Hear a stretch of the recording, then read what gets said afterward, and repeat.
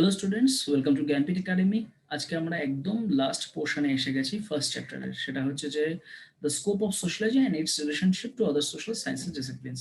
এর আগের ভিডিওটা আমি বলেছিলাম যে why sociology is related to all other social sciences, এবং স্বাভাবিক যে তাদের সম্পর্ক তো থাকতেই হবে। আহ, বিষয়টা হচ্ছে যে সমাজতত্ত্বের সাথে যে সবকিছু সম্পর্ক রয়েছে, সমাজতত্ত্ব কি কি স্টাডি করে সেটা ইম্পর্টেন্ট নয়, আসলে ইম্পর্টেন্ট হচ্ছে যে সমাজতত্ত্ব কিভাবে স্টাডি করছি। ফর এক্সাম্পল, ইকোনমি যদি সোসাইটিটাকে ইকোনমিক্যাল অ্যাসপেক্টে দেখে, তাহলে সোশিওলজির সাথে ইকোনমির যে সম্পর্ক, সেখানে সোশিওলজি ইকোনমিক পার্সপেক্টিভ গুলোকে সোশিওলজিক্যাল পার্সপেক্টিভ দিয়ে দেখে। ঠিক আছে, অর্থাৎ এই যে রিলেশনটা মানে এটা ভেবো না যেখানে কিনা সমাজতত্ত্ব নিজের যে ক্যারেক্টারিস্টিক্স সেটা হারিয়ে ফেলে। সমাজতত্ত্ব নিজের ক্যারেক্টারিস্টিক্স দিয়ে দেখে বলেই বরং এটা আমরা পড়ছি যে the relation between sociology and common and all other sciences. তো শুরু করা যাক। যেখানে আমাদের প্রথম শুরু হচ্ছে সেটা হচ্ছে আমাদের ইকোনমিক্স। ইকোনমিক্সে কি রয়েছে? ইকোনমিক্সে রয়েছে যে সাধারণত ইকোনমি কি নিয়ে স্টাডি করে? ইকোনমি স্টাডি করে একদম সম্পূর্ণ লাভ ক্ষতি, উৎপাদন, বন্টন, ভোগ, ইটিসি নিয়ে, উপভোক্তা। ঠিক আছে, যে প্রোডাকশন, ডিস্ট্রিবিউশন, এই সমস্ত নিয়েই সাধারণত ইকোনমি স্টাডি করে। তোমাদের যেভাবে রয়েছে পুরো বিষয়টা, যে ফার্স্ট এর সাবজেক্ট, সেই সাবজেক্টটা কি নিয়ে স্টাডি করে, কিভাবে স্টাডি করে, আর তারপরে সোশিয়োলজি বিষয়গুলোকে কিভাবে দেখে। এখানে বলছে যে সম্পূর্ণ ইকোনমিক টার্মে যদি ইকোনমি দেখে যে তার কতটা প্রোডাকশন হলো, তাহলে সোশিয়োলজি দেখে যে কারা ভোগ করলো, কেন ভোগ করলো, বা এখন আমাদের যে অ্যাড এজেন্সিগুলো চলে, কোন মার্কেটে কোন বিষয়টা চলবে, কোন মানুষ কোনটা খাবে। ফর এক্সাম্পল, তুমি যদি ভারতবর্ষে কোনো একটা নির্দিষ্ট হিন্দু অঞ্চলে গরুর মাংসযুক্ত হটডগ বিক্রি করা শুরু করো, ঠিক আছে, বা হচ্ছে ঠিক উল্টোটা কোনো একটা মুসলিম অধ্যুষিত অঞ্চলে তুমি যদি শুয়োরের মাংস সম্বলিত কিছু একটা পিৎজা বিক্রি শুরু করে কেউ, চলবে? চলবে না। অর্থাৎ এই যে সেকশন ওয়াইজ, যে কোন শহর, কোন দেশ, কোন অঞ্চল, সেখানে কোন খাদ্যটা চলবে, that is the portion of sociology. অর্থাৎ যে ইকোনমি তো শুধুমাত্র ডিস্ট্রিবিউশন, প্রোডাকশন এইসব বোঝে, কিন্তু কতটা হবে, কি হবে, কারা খাবে, কেন খাবে, এই যে বিষয়গুলো, সেগুলো কিন্তু আমাদের সোশিওলজি করে। ফর এক্সাম্পল, জামাই ষষ্ঠীতে হয়তো দেখা গেল যে কেএফসিতে বিশেষ ছাড় দিচ্ছে। কেএফসি যে তৈরি করেছে সে জানেও না যে ভারতবর্ষে জামাই ষষ্ঠী বলে একটা উৎসব হয়, যেখানে কিনা জামাইরা পেট পুড়ে খায়, কিন্তু তবু এটা হচ্ছে। কি করে হচ্ছে? বা হচ্ছে ভাই দুজ বলো বা যে কোনো অনুষ্ঠানে সমস্ত সিসিডি, ইটিসি নানা রকম ছাড় দেয়। বিভিন্ন রেস্টুরেন্ট, বড় বড় আমি এজেন্সির, এমএনসির গুলো কথা বলছি, যে মাল্টিন্যাশনাল কর্পোরেশনস, তারা বিভিন্ন ধরনের ছাড় দেয়। আর তারা জানলো কি করে, বা তারা ধরতে পারছে কি করে যে না, মানুষ জামাই ষষ্ঠীতে রেস্টুরেন্টেই খেতে যাবে। এই যে বিষয়গুলো, এইটা কিন্তু basically the economical aspect of sociology বা সোশিওলজিক্যাল অ্যাসপেক্ট অফ ইকোনমি। আলাদা করে ব্রাঞ্চ রয়েছে সোশিওলজির এই ইকোনমিক দিকগুলোকে পড়ার জন্য। ফর্মালিজম, সাবস্টেন্টিভিজম, এই সমস্ত বিষয় রয়েছে। Gift, exchange, globalisation, development and globalisation, peasantry, এই সমস্ত কিছু সেই ইকোনমির আন্ডারে পড়ছে। যে কিভাবে আমাদের economic mode of production is related two society. এবং পরে যেখানে কিনা আমরা জানতে পারি যে হ্যাঁ, যে সোশিয়াল সোসাইটি যদি না থাকতো, ইকোনমিক এই মোডগুলোই তৈরি হতো না। ইকোনমিক মোডগুলো রয়েছে বলেই বরং সোসাইটির সাথে সেগুলো রিলেটেড, এবং সেইভাবে আমরা এগোচ্ছি। ফর এক্সাম্পল, এটা কেমন ধরনের সোসাইটি? এটা ধরো আমরা বলতে পারি ইন্ডাস্ট্রিয়াল সোসাইটি। ইন্ডাস্ট্রিয়াল সোসাইটি বলতে বলেই তুমি সবসময় স্কিলের উপর জোর দাও। যে মাধ্যমিক হলো, চল যুব কম্পিউটার শিক্ষা কেন্দ্রে ভর্তি হও, সেখান থেকে এক্সেল শেখ, সেখান থেকে ওয়ার্ড শেখ। কেন শিখছি? কারণ জানি যে চাকরি বাকরি যদি কিছু না পাই, অন্তত কোনো একটা জায়গায় পাওয়ার পয়েন্টের কাজ করতে পারবো, ওয়ার্ডের কাজ করতে পারবো, এক্সেলের কাজ করতে পারবো।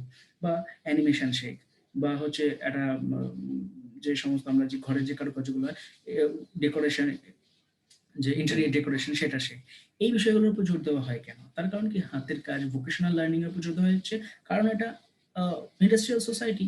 কারণ এই ইকোনমিটা চলছে এই সার্ভিস সেক্টরের উপরই। এই ইকোনমিটা চলছে যেহেতু ইন্ডাস্ট্রি নেই, তাই সার্ভিস সেক্টরের উপর চলছে। অর্থাৎ that's how sociology is related two economy.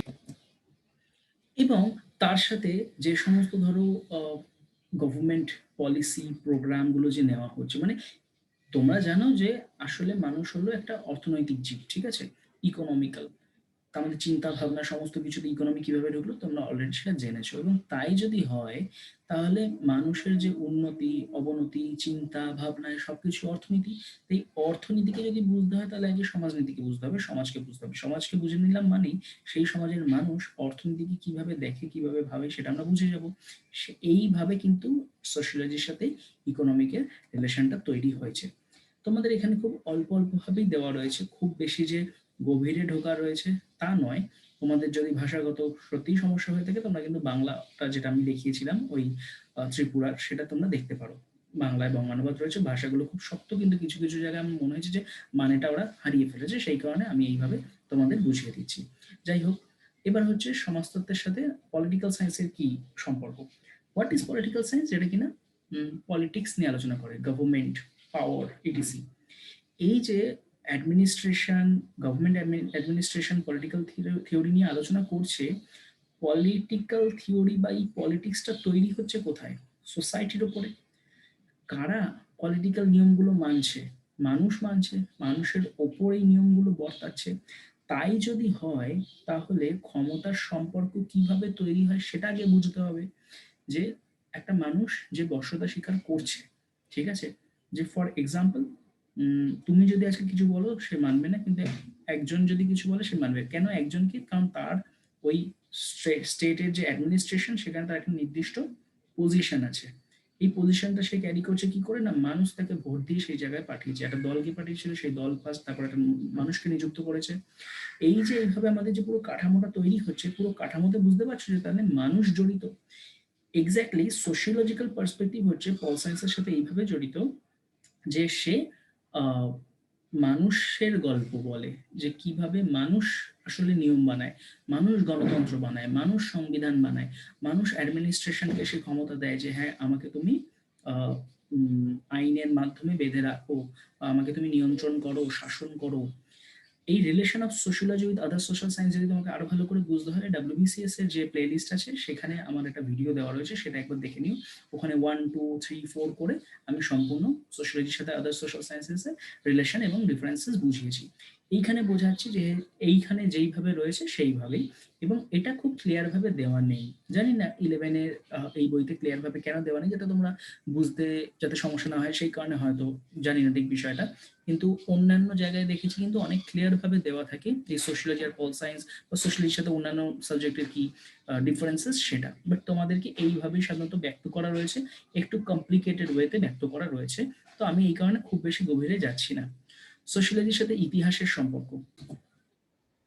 সোশিয়োলজির সাথে ইতিহাসের কি সম্পর্ক?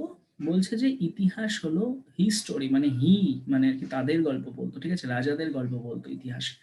যে একটা রাজা, তার রাজত্ব কত দূর, কাকে সে হারিয়েছে, কার গর্দান নিয়েছে, কাকে হারিয়েছে, কাকে দাসী বানিয়েছে, ইটিসি। সোশিওলজি হিস্ট্রিকে এইভাবে স্টাডি করে যে তুমি তো সেই সময় রাজাদের কথা বলছো, সেই সময় প্রজাদের কথা বলো।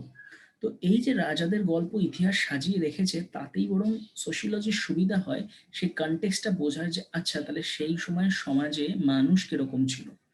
অর্থাৎ বলতে পারি যে ইতিহাস যদি রাজাদের গল্প বলে, সোশিওলজি সেই ইতিহাসটা স্টাডি করার মাধ্যমে বা তার সাথে সম্পর্ক স্থাপন করার মাধ্যমে সেই সমাজের মানুষের অবস্থা বোঝার চেষ্টা করে। কোথাও না কোথাও এখন বলছে, বা এটা সাধারণত বলা হয় যে ইতিহাস আগের সমাজের সোশিওলজি, আর সোশিওলজি এখনের সমাজের ইতিহাস। মানে বিষয়টা হচ্ছে যে হিস্ট্রিতে তুমি কি পড়ছো যে আগের মানুষ কিরকম ছিল বা আগের সমাজটা কিরকম ছিল, সে আগের সমাজ কিরকম ছিল মানে তো সোশিওলজি। আগের সমাজ কিরকম মানে ছিল সোশিওলজি যদি হয়, তাহলে history equal to primitive sociology. আর যদি সোশিওলজি কি তুমি জিজ্ঞাসা করো তাহলে হচ্ছে প্রেজেন্ট হিস্ট্রি। তাহলে history equal to past sociology, আর sociology is equal to present history, এরকম একটা বিষয় দাঁড়াচ্ছে। তো একদম ঠিক তাই যে ইতিহাস তাহলে বুঝতেই পারছো যে ইকোনমিকে দেখছে মানুষের দৃষ্টিভঙ্গি দিয়ে, উপভোক্তার দৃষ্টিভঙ্গি দিয়ে, যে সে কিভাবে বিষয়গুলোকে দেখছে, সে কি খাবে, সে কেন খাবে, সে কতটা খাবে, সে কেন খাচ্ছে না কোনো জিনিস। বা পলিটিক্যাল সায়েন্সে কিভাবে দেখছে যে শুধুমাত্র রাজাদের কথা বলছে না, সে মানুষের কথা বলছে, যে মানুষ কি ভাবছে, মানুষ শাসনটাকে কিভাবে নিচ্ছে, মানুষ কর্তৃত্বকে কিভাবে দেখে, কোন অথরিটিকে সে মানে, কোন গণতন্ত্রকে সে মানে, কিভাবে গণতন্ত্র তৈরি হলো, আহ, এই বিষয়গুলো।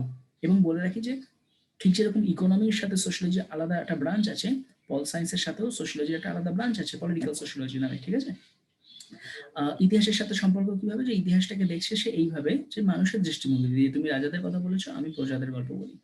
সাইকোলজির সাথে সম্পর্কটা হচ্ছে যে সাইকোলজি অ্যাট আ টাইম একটা মানুষকে স্টাডি করে, সোশিওলজি অ্যাট আ টাইম একটা গ্রুপ অফ পিপলকে স্টাডি করে। কিন্তু এটা বুঝতেই পারছো যে একটা মানুষকে যদি স্টাডি করতে হয়, মানে সরি, একটা গ্রুপ অফ পিপলকে যদি স্টাডি করতে হয়, তাহলে প্রত্যেকটা মানুষের ভেতরে কি চলছে সেটা বোঝাটা খুব দরকারি। অর্থাৎ মানুষের পার্সোনালিটি, মানুষের যে বিশ্বাস, সেই পার্সোনালিটি, বিশ্বাস, তার যে আচরণ, সেইগুলোকে বোঝার মাধ্যমে, অর্থাৎ সেই মানুষটা সাইকোলজিকে বোঝার মাধ্যমে সেই সোসাইটির সোশ্যাল যে অ্যাসপেক্ট সেটাকে বোঝার চেষ্টা করে সোশিওলজি। অর্থাৎ একটা মানুষকে যদি আমি বুঝতে পারি, তাহলে তার সাথে বাদবাকি মানুষের কি সম্পর্ক বা বৈসাদৃশ্য সেটা বুঝে আমরা পুরো সোসাইটিটাকে বুঝে উঠতে পারবো। ফর এক্সাম্পল, এখনের মানুষের সাইকোলজি কেমন? এখনের মানুষের সাইকোলজি হচ্ছে যে শো অফের সাইকোলজি, যে দামি ব্র্যান্ডেড জামা পরবো, ছবিটা এমনভাবে তুলবো যাতে আইফোনের লোগোটা দেখা যায়, কুকুরের সাথে ছবি তুলবো, গিটারের সাথে ছবি তুলবো, দামি ফোন নিয়ে স্ট্যাটাসে দেবো, যে আমার যে লাইফস্টাইলটা একটা অন্য ধরনের সেটা আমি মানুষকে দেখাবো। অর্থাৎ এই যে মানুষের সাইকোলজি রিফ্লেক্টেড হচ্ছে, তো সাইকোলজি যদি রিফ্লেক্টেড হয়, তার মানে কি বুঝতে পারছি, যে মানুষ এখন উপভোক্তাবাদী সমাজের মধ্যে রয়েছে, যে আমরা একটা কনজিউমার কালচারের মধ্যে রয়েছি, যেখানে কিনা আমরা কিছু দেখাতে ভালোবাসি। এই দেখাতে ভালোবাসির জন্যই ক্যামেরা বেরিয়ে গেল, যে ক্যামেরায় সেলফি ভালো আসবে। নাহলে সেলফি ক্যামেরা আগে ছিল না, আগে ছিল হচ্ছে নোকিয়া এক্সপ্রেস, যে মানুষ গান শুনতে ভালোবাসে, মানুষের গান শোনাও, যে ট্রেনে তুমি চালিয়ে দিলে সব মানুষ একসাথে বসে পড়লো গান শোনার জন্য, নোকিয়া এক্সপ্রেসের অ্যাড মনে করো। তো তারপর দেখা গেল যে না, মানুষ নিজের বদন দেখাতে ভালোবাসছে, নিজস্বী মানে সেলফি তুলতে ভালোবাসছে। তো সেলফি তুলতে হলে ভালো ক্যামেরা চাই। ভালো ক্যামেরা কেমন? Front camera. তো আগে দেখবে ফ্রন্ট ক্যামেরাগুলো ভালো আসতো না, সেই কারণে ফ্রন্ট ক্যামেরা কেমন বেরিয়ে গেল, যে খুব একদম হাই মেগাপিক্সেল, যে পেছনের ক্যামেরা কম হোক কিন্তু সামনের ক্যামেরা যেন দারুণ আসে, উইথ ফ্ল্যাশ লাইট, অন্ধকারেও যেন মুখের আলো জ্বলবে এরকম। তো এইভাবে, অর্থাৎ দেখো ইকোনমির সাথে রিলেটেড হয়ে গেল, সাইকোলজির সাথে রিলেটেড হয়ে গেল, সোশিয়োলজি এইভাবে সবকিছুর সাথে নিজের সম্পর্ক তৈরি করে। এবং এইভাবে যদি সম্পর্ক না তৈরি করতো, তাহলে সোশিয়োলজি যে গ্রোথ সেটা আটকে যেত।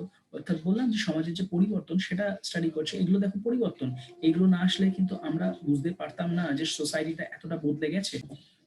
এবার লাস্ট যেটা বাকি আছে সেটা হলো সোশ্যাল অ্যানথ্রোপোলজি। সোশ্যাল অ্যানথ্রোপোলজির কথা একটু আগেই তোমাদের আমি বলেছি, যেখানে কিনা ওই ইমার্জেন্স অফ সোশিয়োলজিটা জাস্ট শুরু হচ্ছে, মানে সোশ্যালজিটা জাস্ট শুরু হচ্ছে, সেখানে যে সোশ্যাল অ্যানথ্রোপোলজি মানে সিম্পল সোসাইটিকে স্টাডি করবে, আর সোশিয়োলজি মানে হচ্ছে যে পুরাতন সোসাইটিকে স্টাডি করবে। এবার ব্যাপারটা হচ্ছে যে এখন আর পুরাতন সমাজ কোথায়? ধরো যে আন্দামানের যে আন্দামানের যে জারোয়া ট্রাইব বা হচ্ছে নিউয়ার ট্রাইব, যে সমস্ত ট্রাইব আছে তারা তো একসময় ধরো আইদার মডার্ন হয়ে গেছে বা তাদের খোঁজ মানুষ পেয়ে গেছে। তো এখন আর সেই সিম্পল সোসাইটি কোথায়, যেটা কিনা মানুষ স্টাডি করবে? এখন দেখা যাচ্ছে যে বিভিন্ন যে সমস্ত উপজাতি ছিল তারাও মডার্ন সোসাইটির আন্ডারে চলে আসছে। তো আমি যদি এটাই ধরি, নিজের সোশ্যাল অ্যানথ্রোপোলজি মানে সিম্পল সোসাইটিকে স্টাডি করছে আর সোশিয়োলজি মানে মডার্ন সোসাইটিকে স্টাডি করছে, তাহলে এখন আমরা দেখতে পারবো যে সোশ্যাল অ্যানথ্রোপোলজিও কিন্তু মডার্ন সোসাইটিকে স্টাডি করা শুরু করে দিচ্ছে। বিজ্ঞানীরা বলেন, মানে সমাজ বিজ্ঞানীরা বলেন, হয়তো এমন একটা সময় আসবে যেখানে সোশ্যাল অ্যানথ্রোপোলজি আর সোশিয়োলজি বলে আলাদা কিছু থাকবে না, সোশ্যাল অ্যানথ্রোপোলজি পুরোটাই সোশিয়োলজির মধ্যে ঢুকে যাবে। তার কারণ সোশ্যাল অ্যানথ্রোপোলজির যে কন্টেন্ট সেটা নেই, অর্থাৎ বুঝতে পারছো তাদের সম্পর্কটা এখন কতটা গাঢ় হয়ে গেছে, যে আলাদা করে আমরা তাদের ডিফারেন্সিয়েশন দেখাতে পারি না। সোশিয়োলজি যা যা স্টাডি করছে, সোশ্যাল অ্যানথ্রোপোলজিও ঠিক তাই তাই স্টাডি করছে। তো এটা ছিল হচ্ছে আমাদের relation of sociology with various social sciences. এইভাবে আমাদের ফার্স্ট চ্যাপ্টারটা শেষ হলো। ছবিগুলো একটু মন দিয়ে দেখো, এই বক্সের ভেতর যে যে লেখাগুলো রয়েছে সেইগুলো একটু তোমরা দেখো। অ্যাক্টিভিটি বলে লেখা রয়েছে, তোমাদের অ্যাক্টিভিটি করার দরকার নেই, তোমরা জাস্ট একবার দেখে নিও, কারণ কিছুই ছাড়ার থাকে না এনসিইআরটিতে, পুরোটাই ওই যে পুরো চেটেপুটে খাওয়ার মতোই বিষয়। তো এরপরে আমরা শুরু করব terms, concepts and their use in sociology. অর্থাৎ আজ আমাদের ফার্স্ট চ্যাপ্টার মানে সোশিয়োলজি অ্যান্ড সোসাইটি এটা শেষ হয়ে গেল। অর্থাৎ আজকের জন্য এতটাই।